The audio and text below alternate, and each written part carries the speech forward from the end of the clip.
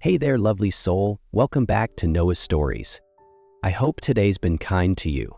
Have you taken a deep breath lately, or paused long enough to feel the little beats of your heart? Well, tonight, let me take you into a world where love wasn't planned, but destiny insisted. A story that begins with a choice no one would ever want, but somehow leads to the kind of love we all dream about.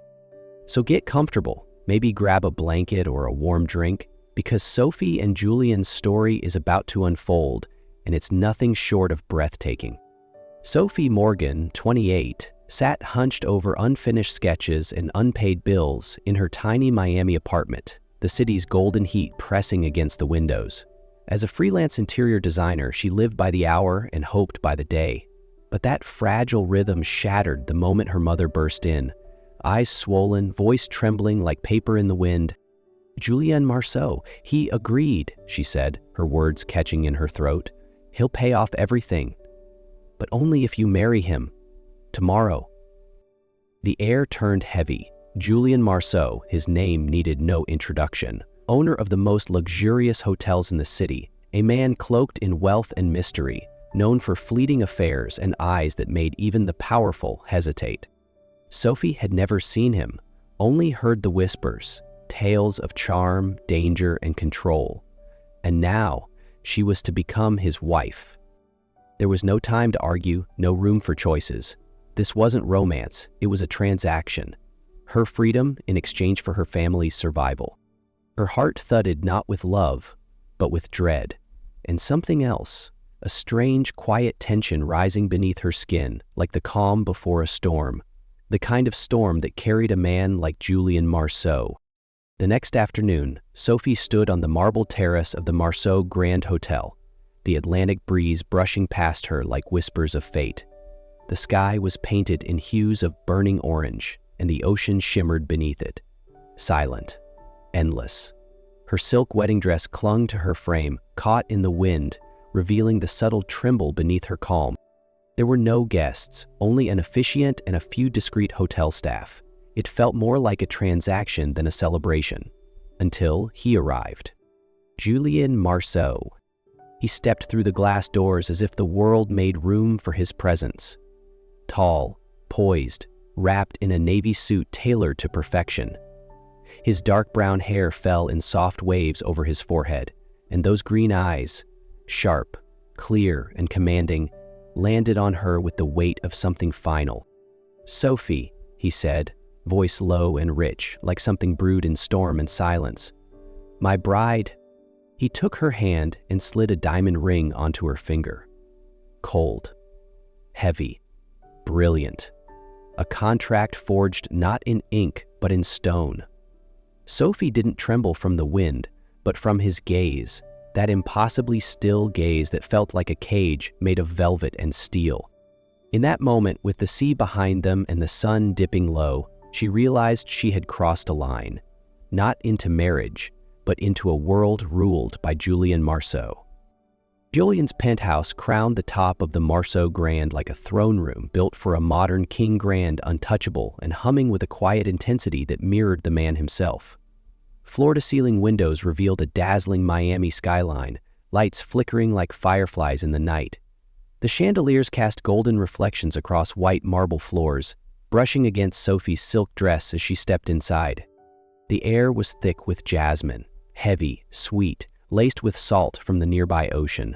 A king-sized bed, layered in deep red rose petals, stood in the center like a silent promise. But it wasn't the beauty of the room that stole her breath. It was the man on the balcony. Julian stood with his back to her, framed by the city he ruled. The night clung to him like a second skin. When he turned, those emerald eyes met hers, and they burned. "Come," he said, a single word wrapped in velvet and command. Sophie's feet moved before her mind did. She stepped closer, heart hammering in her chest. Julian met her halfway, his presence enveloping hers without a single touch. He stood behind her now, the heat of his breath brushing the nape of her neck. "Come." The words weren't crude. They were soft, dangerous, almost reverent. He didn't touch her, didn't force, but the gravity in his voice, the nearness of him, made her fingers tremble. She obeyed. The silk slid from her shoulders with a whisper, pooling at her feet like a quiet surrender. "Are you afraid?" he murmured. Sophie didn't answer, not because she didn't know, but because she couldn't name the feeling swelling inside her. It hovered somewhere between fear and the thrill of being utterly, irrevocably wanted. The night unfolded unlike anything Sophie had ever imagined. Julian was intense, like a storm trying to soften itself. His presence overwhelmed her senses, not with force, but with emotion that ran too deep to hide. He waited for the quiet signal in her eyes, the breath she took, the way she didn't pull away. It wasn't dominance. It was a moment shared, silently understood. Every movement came with a dangerous certainty, as if she already belonged to him. And the most terrifying part was that she was starting to believe it too. As dawn approached, Sophie sat quietly, wrapped in a thin towel, her body still humming from everything that had happened. A knock at the door broke the silence. A young staff member entered, carrying a velvet box, a gift from Julian. His gaze, perhaps unintentionally, lingered a moment too long on the bare curve of her shoulder. Julian entered just in time to see it. His expression shifted instantly, from calm to icy, like a storm cloud rolling in without warning. "He looked at you," he said, voice low, sharp. "It was nothing," Sophie murmured, quickly, softly. But Julian didn't wait for an explanation. He pulled her toward him, his eyes darkened by jealousy that burned through restraint. It wasn't insecurity. It was pure possession, not because he doubted her, but because he couldn't stand the idea of anyone else laying eyes on what he claimed as his. "You're mine," he said, not out of control, but out of fear. Fear of losing what he never thought he could have, someone who truly saw him. "No one else gets to look at you like that." He held her then, not roughly, but like a man clinging to something precious he feared losing. And in that moment, Sophie saw this wasn't just desire. Julian Marceau was obsessed with her. Not just her body, but the way she made him feel, out of control, vulnerable, addicted. And strangely, it didn't scare her. It awakened something bold inside her, something that now longed to meet him as an equal. After days of surrender and intensity, something stirred inside Sophie, a whisper, faint but firm. She didn't want to be touched in shadows anymore. She wanted to see him, to look into his eyes when he reached for her. That night, the suite glowed with candlelight and petals, soft and fragrant. Julian stood at the window, his silhouette framed by the city's golden lights. Sophie walked up behind him, her voice barely a breath. "I want to face you tonight." He turned slowly. For a moment, surprise flickered across his face, but it faded just as quickly. "Are you sure?" he asked, and this time there was no command in his voice, only vulnerability. She nodded. Julian stepped closer, his hands rising with uncharacteristic hesitation.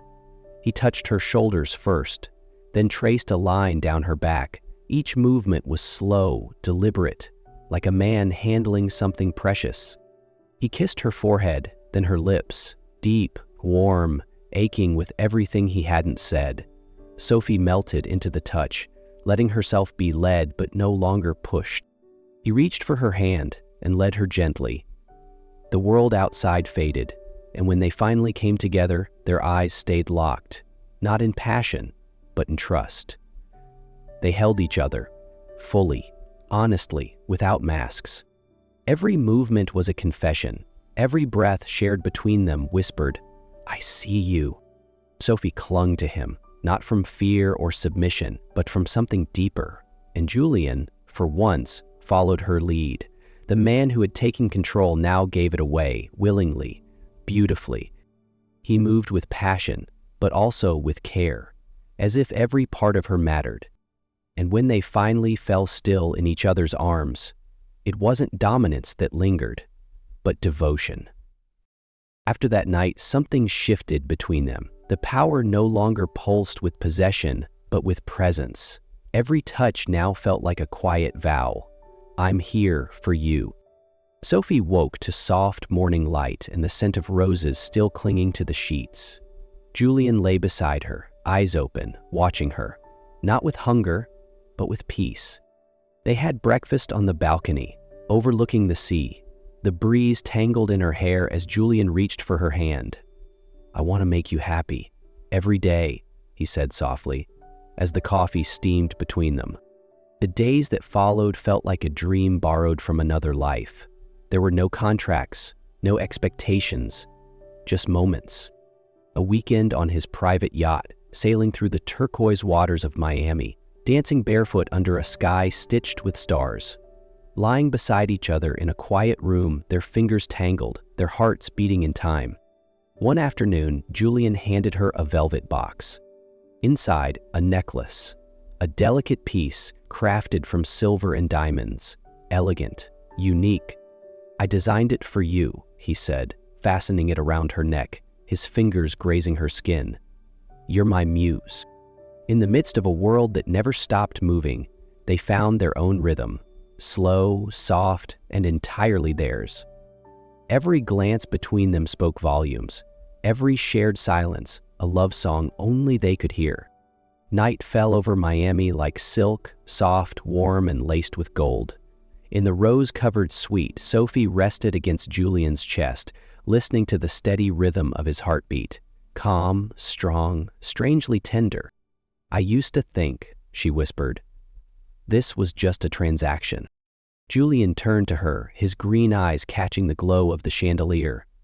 "So did I," he admitted.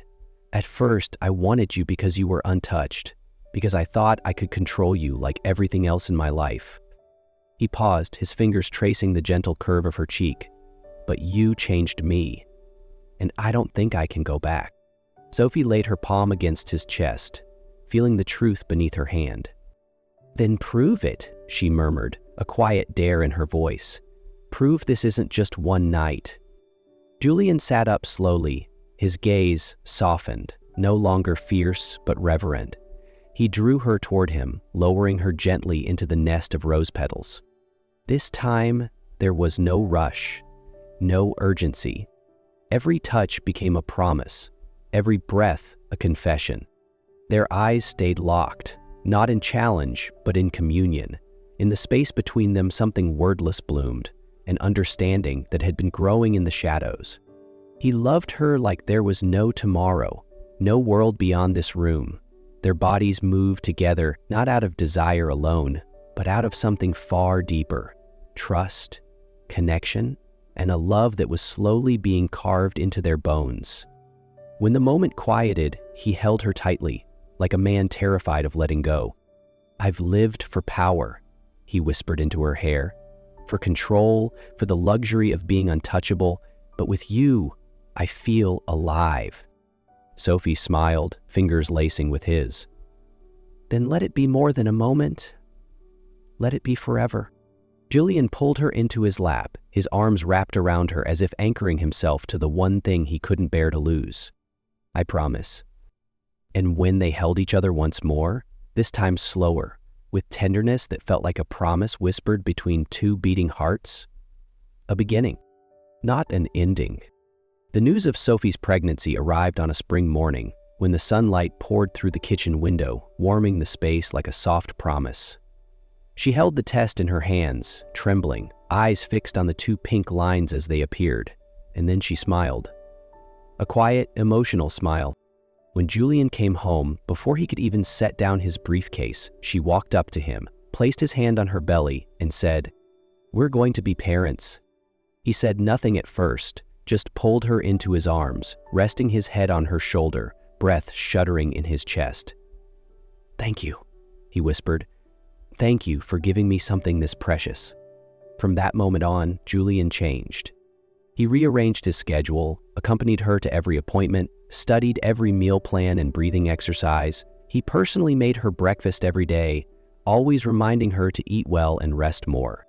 Before leaving for work, he would always bend down, kiss her forehead, then kiss her belly and whisper, "You two take it easy on each other, okay? I'll be home soon." And just as promised, every evening he came home early, cooked with her, and told stories to the baby about the beautiful world waiting outside. Even as her belly grew rounder, the way he looked at her never changed, full of love, gentleness, as if he saw the entire universe in the shape of this one woman. When Sophie went into labor, Julian drove to the hospital in silence, unable to form a word. His hands gripped the wheel tight, eyes locked on the speedometer as if he could control time itself. As she was taken into the delivery room, he waited outside, silent, hands clasped, jaw tight. Inside that room was his woman, and the child he never knew he'd longed for. Then came the cries. A nurse stepped out, smiling. "Congratulations, you're the father of twin baby girls." Julian stood frozen. "Two girls?" He walked into the room where Sophie lay exhausted but smiling. She held one baby in her arms while the nurse gently placed the other into his. Two tiny beings, eyes closed, breaths like whispers. Julian wept. Tears fell onto his daughter's face as he kissed her forehead. Then he turned to Sophie. "You've given me this whole universe," he said. "Thank you." And in that moment, he realized nothing he ever built could compare to what he held in his arms. When they returned home, Julian was no longer the powerful businessman in his suits. He learned how to feed them, change diapers, and lull them to sleep. He stumbled at first, but day by day, he became a real father, full of patience and overflowing love. Sophie often watched him with soft, proud eyes. This was no longer the man who had once forced her into a marriage over a debt. This was the man who stayed, who loved her, and loved the lives they created together. One late night, the twins lay asleep in their arms, breathing softly like butterflies. Julian wrapped his arms around Sophie, and together they watched their little angels. "This marriage," he whispered, "started as a contract, but you turned it into the most beautiful gift of my life. You gave me a wife." Sophie smiled, eyes glistening. "And you made me someone who's truly loved." They held each other for a long time. Beside them, the baby slept peacefully, two little sunbeams wrapped in dreams, cradled by the quiet love that now defined their world. And just like that, beneath the soft breaths of two sleeping angels, Julian and Sophie discovered the kind of love that builds a home, not just a life. A love born from chaos, but nurtured with patience, devotion, and second chances. If this story stirred your heart even just a little, don't forget to give it a like and share it with someone who needs a bit of warmth today. And hey, if you're not already part of this little storytelling corner, hit that subscribe button and join us here at Noah Stories, where love always finds its way. Until next time, sweet soul.